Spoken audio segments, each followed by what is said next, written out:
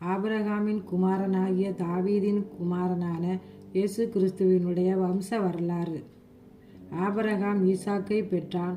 ஈசாக்கு யாக்கோபை பெற்றான். யாக்கோபு யூதாவையும் அவன் சகோதரரையும் பெற்றான்.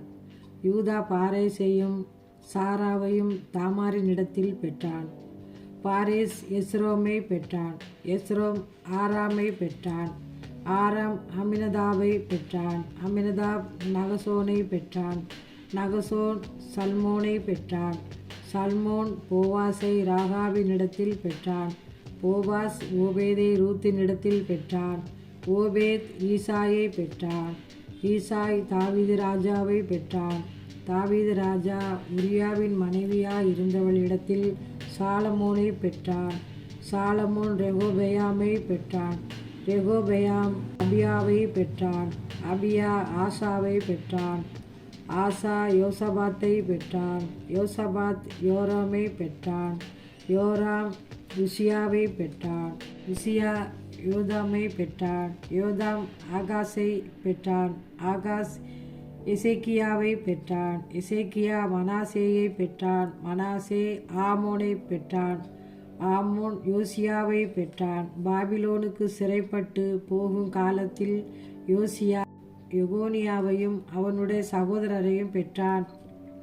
பாபிலோனுக்கு சிறைப்பட்டு போன பின்பு எகோனியா சலாத்தியேலை பெற்றான். சலாத்தியேல் சொராபாபேலை பெற்றான். சொராபாபேல் அபியூதை பெற்றான். அபியூத் எலியாக்கீமை பெற்றான். எலியாக்கிம் ஆசோரை பெற்றான். ஆசோர் சாதோக்கை பெற்றான். சாதோக்கு ஆகிமை பெற்றான். ஆகிம் எலியூதை பெற்றான். எலியூத் இளையாசாரை பெற்றான்.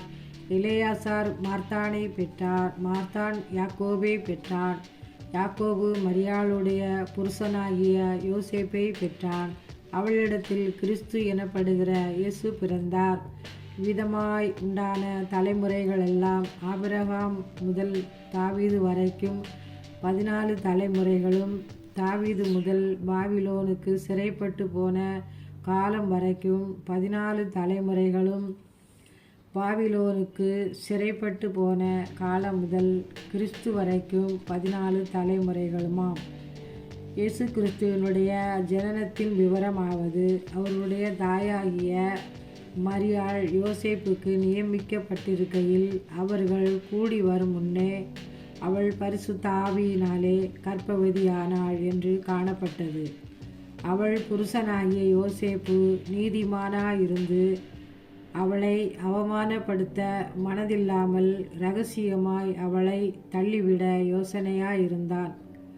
அவன் இப்படி சிந்தித்து கொண்டிருக்கையில் கர்த்தருடைய தூதன் சொப்பனத்தில் அவனுக்கு காணப்பட்டு, தாவீதின் குமாரனாகிய யோசேப்பே, உன் மனைவியாகிய மரியாளை சேர்த்து கொள்ள ஐயப்படாதே. அவளிடத்தில் உற்பத்தியாய் இருக்கிறது பரிசுத்த ஆவியினால் உண்டானது. அவள் ஒரு குமாரனை பெறுவாள். அவருக்கு இயேசு என்று பெயரிடுவாயாக. ஏனெனில் அவர் தமது ஜனங்களின் பாவங்களை நீக்கி அவர்களை ரட்சிப்பார் என்றான். தீர்க்கதரிசியின் மூலமாய் கர்த்தராலே உரைக்கப்பட்டது நிறைவேறும்படி இது எல்லாம் நடந்தது. அவன் இதோ ஒரு கன்னிகையை கர்ப்பவதி ஆகி ஒரு குமாரனை பெறுவாள். அவருக்கு இம்மானுவேல் என்று பெயரிடுவார்கள் என்று சொன்னார். இம்மானுவேல் என்பதற்கு தேவன் நம்மோடு இருக்கிறார் என்று அர்த்தமாம். யோசேப்பு நித்திரை தெளிந்து எழுந்து கர்த்தருடைய தூதன் தனக்கு கட்டளையிட்டபடியே தன் மனைவியை சேர்த்து கொண்டு அவள் தன் முதற் பேரான குமாரனை பெருமளவும் அவளை அறியாதிருந்து அவருக்கு இயேசு என்று பெயரிட்டான்.